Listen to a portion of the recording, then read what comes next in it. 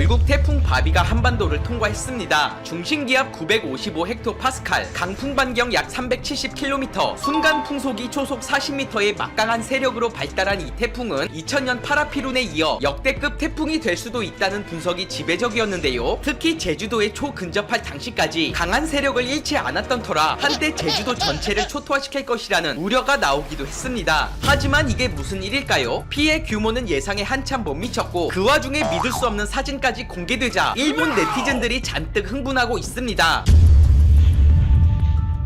태풍 바비의 경로가 확정됐을 무렵 기상학자들은 당혹감을 감추지 못했습니다. 통상적으로 한반도에 인접할 때면 위력이 크게 약화됐던 기존 태풍과 전혀 다른 양상을 보였기 때문인데요. 기상청은 이날 온라인 브리핑을 통해 현재 최대 풍속을 기록했던 태풍은 2003년 매미로 이 태풍이 보유한 초속 51m의 기록이 바비에 의해 깨질 것으로 예상한다. 중심 기압도 더 낮은 데다가 한반도가 위험 반원에 위치함에 따라 최대 초속 60m의 강풍과 함께 역대 기록을 줄줄이 갈아치우는 거대한 재앙이 될 수 있다고 경고했습니다. 이에 일본 네티즌들은 물 만난 고기처럼 한국의 상황을 예의주시하기 시작했습니다. 부산에 홍수가 발생했을 당시 축하한다 라는 식의 도를 넘는 댓글을 마치 캠페인 벌이듯 달았던 행동을 또다시 되풀이한 것인데요. 불쌍하니까 구호품은 꼭 보내주자. 그들이 좋아하는 신라면으로 일본의 재난 대응 능력이 한국보다 훨씬 뛰어나다는 것을 곧 알게 될 거다. 저번엔 축하한다고 했으니까 이번엔 행복하라고 해야 되나? 아니면 태풍을 대신 막아줘 고맙다고 해야 될까? 등등 대놓고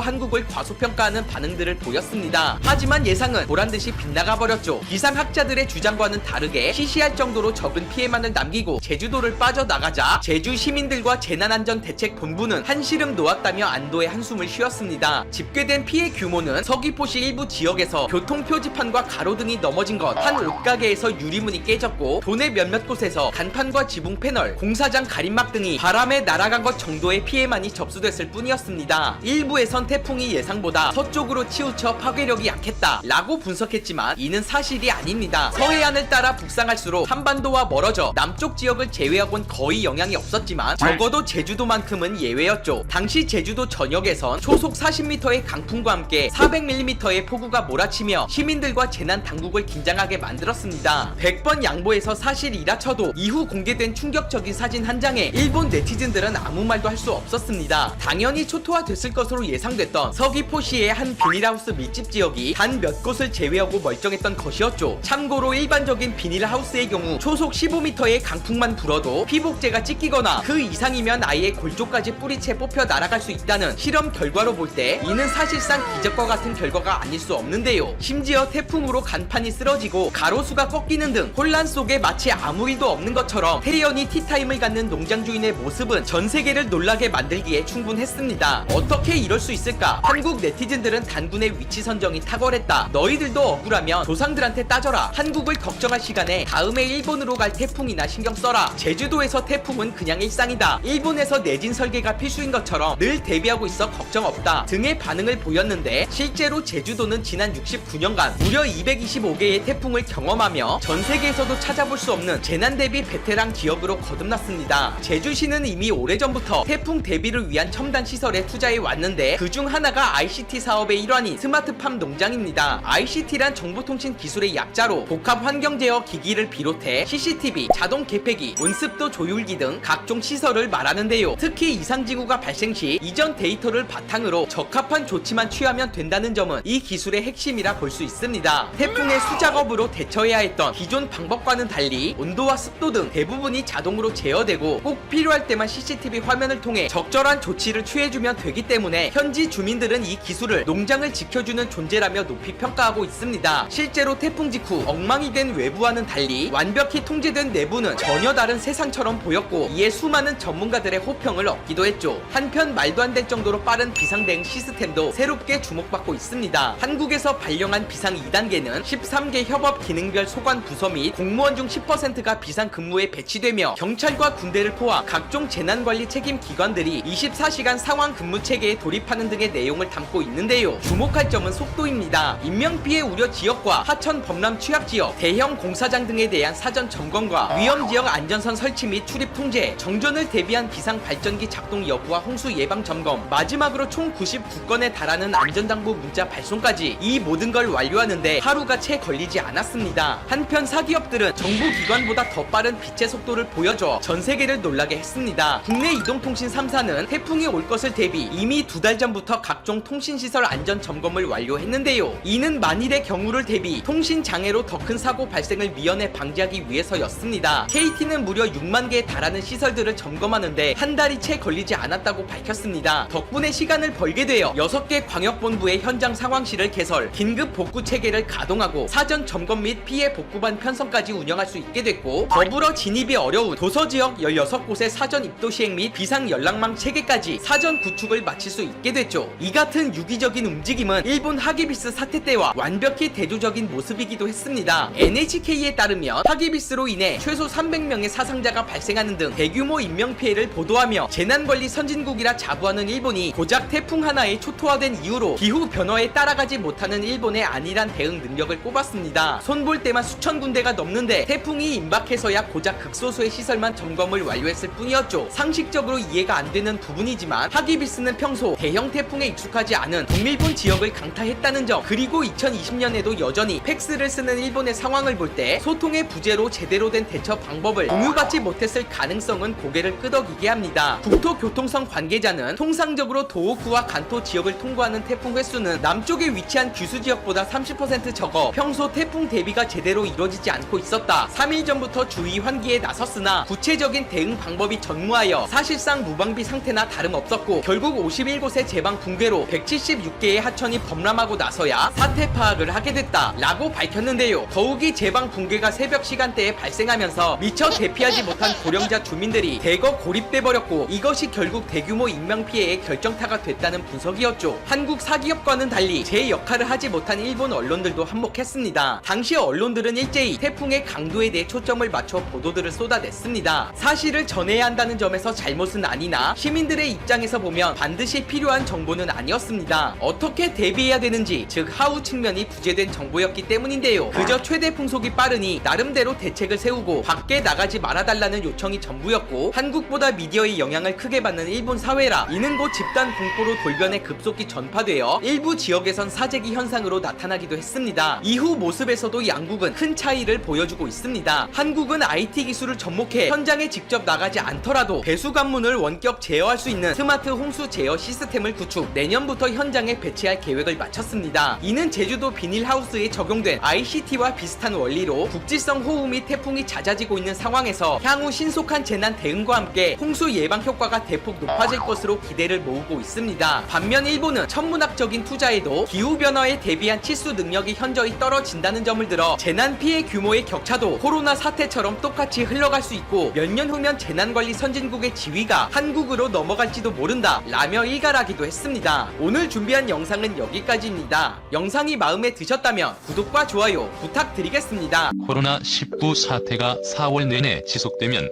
베트남 기업 가운데 41%만이 정상적인 경영 활동을 유지할 수 있고, 이 사태가 연말까지 이어지면 전체 기업의 40% 가까이가 파산할 것이라는 전망이 나왔다. 베트남 국립경제대는 최근 코로나19가 경제에 미치는 영향 및 권고 정책에 대한 평가 보고서에 이 같은 내용을 담아 발표했다. 연말까지 코로나19 지속되면 기업 40% 파산. 베트남 경제에 못 버텨. 보고서에 따르면 4월 말까지 코로나19 사태가 지속되면 베트남 현지 기업들의 41%만이 영업활동을 유지할 수 있고 31.9%는 생산 규모를 줄여야 한다. 나머지 18.1%는 사업을 중단해야 할 처지가 되고 0.8%는 파산이 불가피하다. 오는 6월이나 9월, 연말까지 이 사태가 이어지면 파산 기업 비율이 각각 6.1%, 19.3%, 39.3%로 높아질 수 있다. 이번 사태가 연말까지 이어지면 베트남 경제가 버티기 어려울 것이라는 우려가 나온다. 보고서는 또 세계 금융기관 등의 예측과 베트남의 감염, 격리 사례를 기반으로 한 시나리오를 바탕으로 베트남의 2분기 국내 총생산 성장률이 약 2.0%에 그칠 것으로 봤다. 상황이 더 나빠지면 경기 침체가 발생할 수 있다고 경고하기도 했다. 다만 낙관적인 시나리오대로라면 베트남 경제는 3분기부터 회복세로 돌아설 전망이다. 수출은 2분기에 전년 동기 대비 약 25% 줄겠지만 3분기에는 감소폭이 15%로 개선되리라는 관측이다. 베트남 경제는 지난해 7.02% 성장해 여유롭게 목표치를 달성했다. 올해 목표한 성장률은 약 6.8%다. 세계은행을 비롯한 국제금융기관들은 예상치 못한 코로나19 사태로 베트남의 올해 성장률이 목표치를 한참 밑돌 것으로 본다. 세계은행은 4.9%, 아시아개발은행은 4.8%를 예상했다. 현지기업 94% 코로나19 부정적, 20%는 매출 80% 이상 감소. 공식 통계 외에 코로나19가 기업의 생산 및 사업 활동에 미치는 영향을 더 자세하게 파악하기 위해 보고서를 쓴 연구팀은 지난 1일 기준으로 510개 현지 기업을 상대로 설문조사를 실시했다. 코로나19가 생산 등 사업 활동에 부정적인 영향을 미친다고 답한 기업이 전체 기업의 93.9%나 됐다. 가장 큰 어려움이 뭐냐는 질문에는 60.2%가 코로나19로 발생하는 비용 부담이라고 답했다. 이외에 51.8%는 정상 수준에 못 미치는 생산, 사업 활동을 문제 삼았고 43.4%는 수익 감소, 39.4%는 생산, 비즈니스 활동을 더 이상 수행하지 못하고 있다고 토로했다. 이밖에 31.2%는 생산하는 제품이 국내에서 판매될 수 없다는 점을 꼽았으며 17.20%는 수출 차질에 따른 어려움을 호소했다. 자금난, 원자재 조달의 어려움도 문제로 지적됐다. 특히 매출 감소는 코로나19 사태로 위기를 맞은 기업들이 겪는 가장 큰 어려움 가운데 하나로 꼽혔다. 전염병 확산을 막기 위한 직간접적인 조치들로 수요가 급감한 데서 비롯된 문제다. 코로나19로 부정적인 영향을 받고 있다고 답한 기업 가운데 20.2%는 매출이 80% 이상 줄었다고 했다. 매출이 50에서 80% 감소한 기업은 28.4%, 30에서 50% 준 기업은 13.9%였다. 10에서 30% 매출 감소를 경험한 기업은 13.9%였으며 2.7%만이 매출 감소폭이 10% 미만이라고 밝혔다. 롱안성, 찹쌀 수출 제한 철폐 요청. 정부는 최근 쌀 수출 재개를 승인했지만 COVID-19가 유행하는 가운데 국가식량안보로 4월 쌀 수출은 약 40만 톤으로 제한했다. 찹쌀은 일일 소비 품목이 아니라서 40만 톤의 할당량에 포함해서는 안 된다고 농산업부는 말했다. 4월 12일 관세청은 쌀 수출업자들의 온라인 세간 신고를 받기 시작했으나 3시간 만에 40만 톤의 쿼터가 완료되어 많은 업체가 실망했다. 항구에 쌀을 보관한 많은 회사들은 세간 신고서를 제출하지 못했다.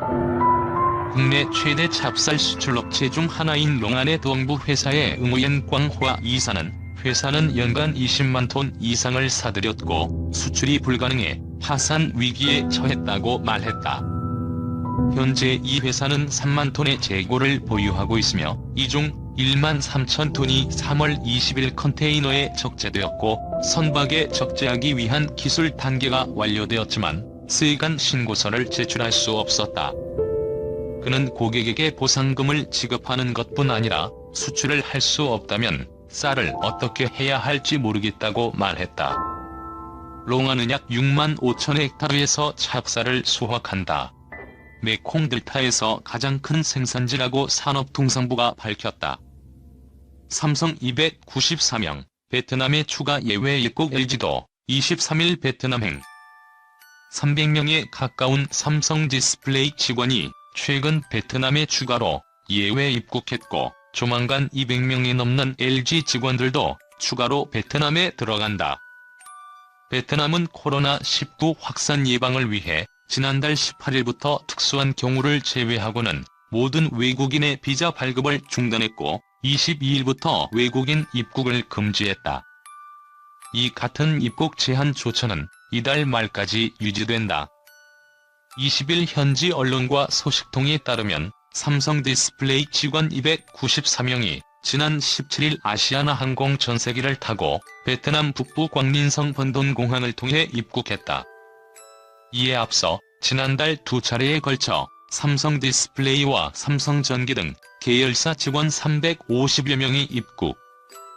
베트남 북부 광린성의 한 호텔에 머물며 플렉서블 유개발광 다이오드 모듈 생산 라인 개조 작업 등을 하고 있다.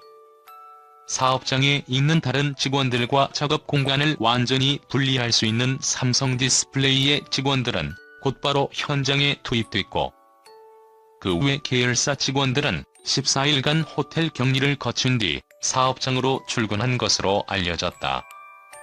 앞으로 두 차례 더 삼성 직원들의 대규모 베트남 입국이 예정돼 있어 삼성의 전체 예외 입국 허용자는 1,000명가량 될 전망이다. 또 LG전자, LG디스플레이, LG이노텍 직원 등 200여 명은 오는 23일 전세기를 타고 번돈공항으로 입국할 예정이다. 지난달 30일 LG 3사와 협력사 직원 250여 명이 예외적으로 입국한 데 이은 2차 파견이다. 1차 파견자들은 광린성 호텔에 14일간 격리돼 있다가 지난주 초 하이퐁시 사업장에 배치된 것으로 전해졌다. LG전자 엔지니어는 휴대폰, 자동차 부품, 생활가전 등의 신제품 개발과 생산을 지원하고 LG디스플레이 엔지니어는 OLED 모듈 공장을 운영한다. 베트남 정부는 또 이달 말 100개 안팎의 한국 중소, 중견기업 직원 400여 명의 입국을 허용하기로 했다. 이들도 광린성 호텔에 14일간 격리돼 있다가 각자 사업장으로 이동할 계획이다. 이에 따라 베트남 정부가 한국 기업에 예외적으로 엔지니어 등 직원의 입국을 허용한 전체 규모는 2,000명에 달한다.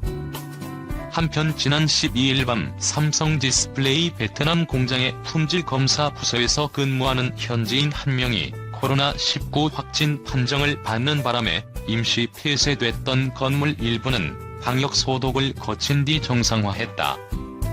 또 확진자와 밀접 접촉한 삼성 디스플레이 직원 등 221명에 대한 코로나19 검사에서는 모두 음성 판정이 나왔다고 베트남 국영 라디오 방송 VOV가 20일 보도했다.